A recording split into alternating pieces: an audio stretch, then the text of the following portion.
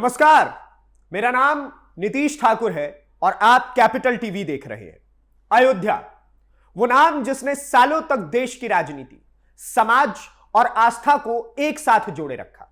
और जब वहां राम मंदिर अयोध्या का निर्माण शुरू हुआ तो सिर्फ एक मंदिर नहीं बना, बल्कि एक युग का अंत और एक नए युग की शुरुआत हुई। लेकिन अब सवाल यह है, क्या अयोध्या सिर्फ एक शुरुआत थी? क्या वो एक ऐसा अध्याय था जिसके बाद बाकी अधूरे पन्ने भी पूरे होने वाले हैं? क्योंकि आज देश में एक नई बहस चल रही है और उस बहस के केंद्र में है मथुरा। वो मथुरा जिसे करोड़ों लोग भगवान श्री कृष्ण की जन्मभूमि मानते हैं, जहां मौजूद है कृष्ण जन्मभूमि और उसी के साथ खड़ी है शाही ईदगाह। अब यह सिर्फ एक धार्मिक स्थल का मुद्दा नहीं रह गया, यह सवाल बन चुका है इतिहास का, आस्था का और पहचान का। और इसी बीच एक बड़ा बयान सामने आया है स्वामी गोविंद देव गिरी महाराज का, जिन्होंने साफ शब्दों में कहा, राम मंदिर तो बन गया है, अब कृष्ण मंदिर भी बनेगा। यानी कि इसको अगर आप आम भाषाओं में समझे तो राम भूमि तो झांकी है, काशी मथुरा बाकी है। यह बयान सिर्फ एक विश्वास नहीं है, बल्कि एक बड़ा संकेत है, उस दिशा का संकेत जिसमें आज का भारत आगे बढ़ रहा है।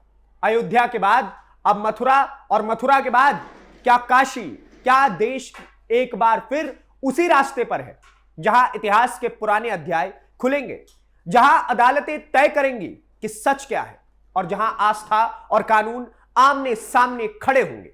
आज का यह मुद्दा सिर्फ मथुरा का नहीं है, यह उस सोच का मुद्दा है जो कहती है कि इतिहास को समझो और उस न्याय का इंतजार करो जो देर से ही सही लेकिन मिलता जरूर है।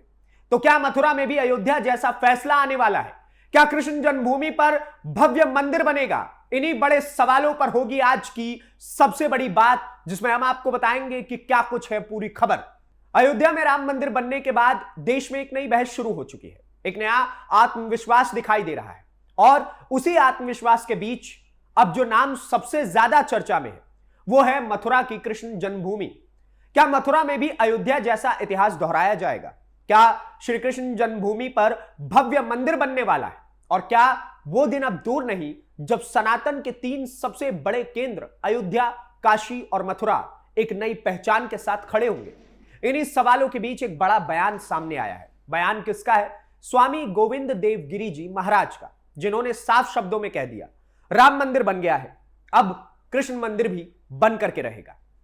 यह बयान सिर्फ एक धार्मिक भावना नहीं है, यह एक संकेत है, उस दिशा का संकेत जिसमें आज का भारत आगे बढ़ता दिखाई दे रहा है। मथुरा, वो भूमि जिसे करोड़ों हिंदू भगवान श्री कृष्ण की जन्मस्थान को के रूप में मानते हैं, वहीं पर स्थित है कृष्ण जन्मभूमि और उसी के ठीक बगल में खड़ी हुई है शाही ईदगाह। यहीं से शुरू होता है वो विवाद जो आज अदालत में है, लेकिन जिसकी जड़ें इतिहास में बहुत गहराई तक जाती है।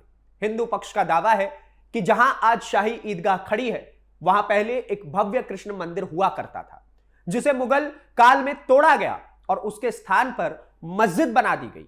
और यही कहानी सिर्फ मथुरा की नहीं है, ऐसी ही कहानी अयोध्या की भी थी। अयोध्या में भी सालों तक विवाद चला, अदालतों में केसेस चले, पॉलिटिक्स की गई उसके नाम पर, और आखिरकार देश ने देखा कि कैसे एक लंबे संघर्ष के बाद राम मंदिर अयोध्या का निर्माण हुआ। वो सिर्फ एक मंदिर का निर्माण नहीं था, वो एक ऐतिहासिक फैसले का प्रतीक था, एक आस्था की जीत थी। और अब ठीक उसी तरह की उम्मीद मथुरा को लेकर के जताई जा रही है। इंदौर में आयोजित एक कार्यक्रम में बोलते हुए स्वामी गोविंद देव गिरी महाराज ने कहा कि जिस तरह अयोध्या का सपना साकार हुआ है, उसी तरह मथुरा में भी मंदिर बनेगा। ध्यान देने वाली बात यह है कि स्वामी जी कोई साधारण संत नहीं है, वो श्री राम जन्मभूमि तीर्थ क्षेत्र ट्रस्ट के कोषाध्यक्ष हैं और श्री कृष्ण जन्मभूमि ट्रस्ट के उपाध्यक्ष भी। यानी जो व्यक्ति अयोध्या आंदोलन के केंद्र में रहा हो, जो मंदिर निर्माण की पूरी प्रक्रिया को करीब से देख चुका हो, अगर वही व्यक्ति ये कहे कि कृष्ण मंदिर भी बनेगा तो उसके शब्दों को हल्के में नहीं लिया जा सकता। स्वामी जी ने साफ कहा, मामला अदालत में है और इसमें कोई बड़ी मुश्किल नहीं है। यह बयान कहीं ना कहीं यह भी बताता है कि हिंदू पक्ष को न्यायपालिका पर भरोसा है और उन्हें उम्मीद है कि जैसे अयोध्या में फैसला आया, वैसे ही मथुरा में भी फैसला आएगा हिंदू पक्ष के साथ में। लेकिन इस पूरे मुद्दे को समझने के लिए हमें थोड़ा सा पीछे जाना होगा, इतिहास के उन पन्नों में जिनके बारे में अक्सर चर्चाएं होती है, लेकिन पूरी सच्चाई शायद ही सामने आती है। मुगल काल एक ऐसा दौर जिसे लेकर इतिहासकारों की राय अलग अलग हो सकती है, लेकिन एक बात जिसे नकारा नहीं जा सकता वो ये है कि उस समय कई मंदिरों को तोड़ा गया था। इतिहास के कई दस्तावेज बताते हैं कि कई आक्रमणकारियों ने भारत की सांस्कृतिक और धार्मिक पहचान को कमजोर करने के लिए मंदिरों को चुन चुन करके निशाना बनाया था। मथुरा का कृष्ण मंदिर, काशी का विश्वनाथ मंदिर और अयोध्या का राम मंदिर, यह सिर्फ इमारतें नहीं थी, यह हिंदू आस्था की सबसे बड़ी प्रतीक बनकर के सामने आई थी। और जब इन प्रतीकों को निशाना बनाया गया तो उसका असर सिर्फ धार्मिक नहीं बल्कि सामाजिक और मनोवैज्ञानिक भी हुआ। अयोध्या इसका सबसे बड़ा उदाहरण है, जहां सालों तक यह विवाद चला कि असली जन्मभूमि कौन सी है, और अंत में सुप्रीम कोर्ट के फैसले के बाद मंदिर निर्माण का रास्ता धीरे धीरे करके साफ हुआ। आज वही उदाहरण मथुरा के संदर्भ में दिया जा रहा है। स्वामी गोविंद देव गिरी महाराज ने अपने बयान में एक और बड़ी बात कही। उन्होंने कहा कि पिछले 150 से लगभग 200 सालों से भारत को बांटने की साजिशें हो रही हैं, खान पान के आधार पर, जाति के आधार पर, तो कभी भाषा के आधार पर, और जब कुछ ना चले तो धर्म के आधार पर। उन्होंने कहा कि आज भी देश की जनता इन साजिशों का परिणाम भुगत रही है। यह सिर्फ एक धार्मिक टिप्पणी नहीं है, यह एक सामाजिक चेतावनी भी है। और इसी के साथ उन्होंने राष्ट्रीय स्वयंसेवक संघ की भूमिका की भी सराहना की। स्वामी जी ने कहा, कभी कभी मैं सोचता हूं कि अगर आरएसएस नहीं होता तो इस देश का आखिरकार क्या होता, शायद देश टुकड़ों में बंट गया होता।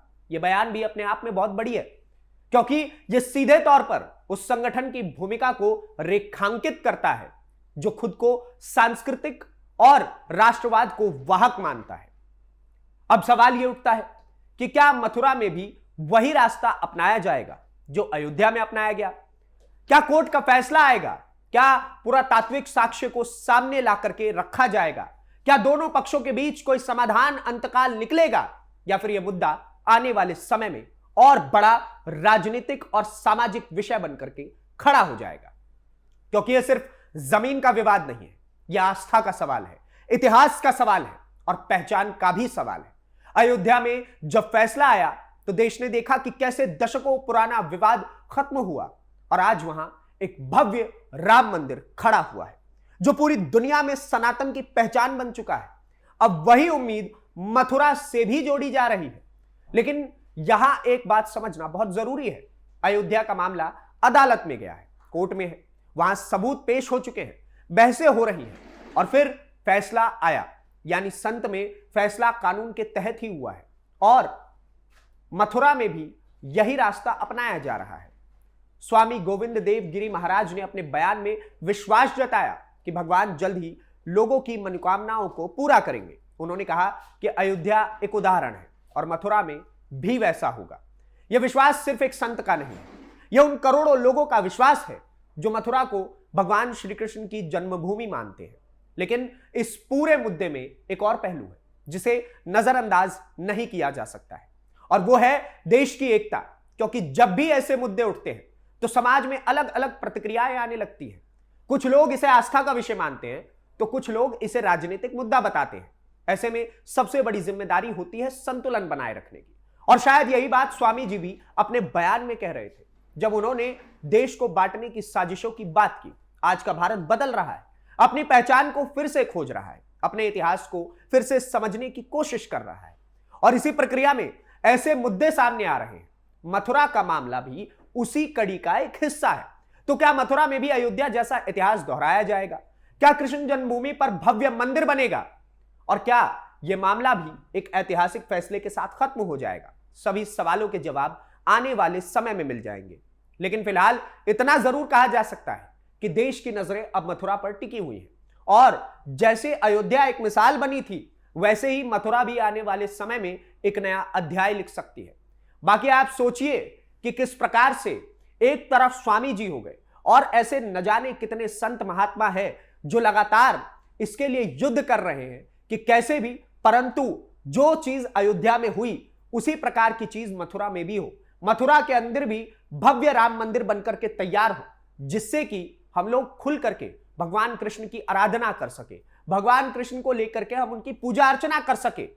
लेकिन कुछ एक विशेष समुदाय के कारण इस प्रकार की चीजें पूरी नहीं हो पा रही है। कुछ मौलाना मौलवी हैं जो बीच में बैरिकेड बन के खड़े हुए हैं, और दूसरी तरफ कुछ ऐसी पॉलिटिकल पार्टीज भी हैं जो भगवान कृष्ण की इस आस्था वाली चीज को एक राजनीतिक मुद्दा बना करके पेश करने का प्रयास करती है, जबकि हकीकत उससे बेहद इत्र है। समाजवादी पार्टी हो गई, कांग्रेस हो गई, या फिर अन्य ऐसी कई पार्टियां हैं जो मंदिरों के नाम पर तो कई बार यह भी कह देती है कि मंदिर मत बनवाओ, शौचालय बनवा दो, मंदिर मत बनवाओ, अस्पताल बनवा दो, मंदिर मत बनवाओ, स्कूल बना दो। लेकिन तस्वीर ऐसी नहीं होनी चाहिए। जो मंदिर की जगह है वो मंदिर की होगी, जो अस्पताल की जगह है वो अस्पताल की होगी, जो विश्वविद्यालय की जगह है वो विश्वविद्यालय की होगी। इस प्रकार की तस्वीर भारत को ज्यादा अच्छी लगेगी, क्योंकि यह बहुसंख्यकों का देश है और बहुसंख्यकों का अधिकार है कि जिन मंदिरों को बार बार तोड़ करके उन्हें बर्बाद करने की कोशिश की गई वो उन्हें दोबारा मिले। बाकी आप क्या सोचते हैं इस पूरी खबर को लेकर के हमें कमेंट बॉक्स में जरूर बताएं, और इस प्रकार की वीडियोस को देखने के लिए कैपिटल टीवी उत्तर प्रदेश को सब्सक्राइब करें। धन्यवाद, नमस्कार, जय हिंद, जय भारत।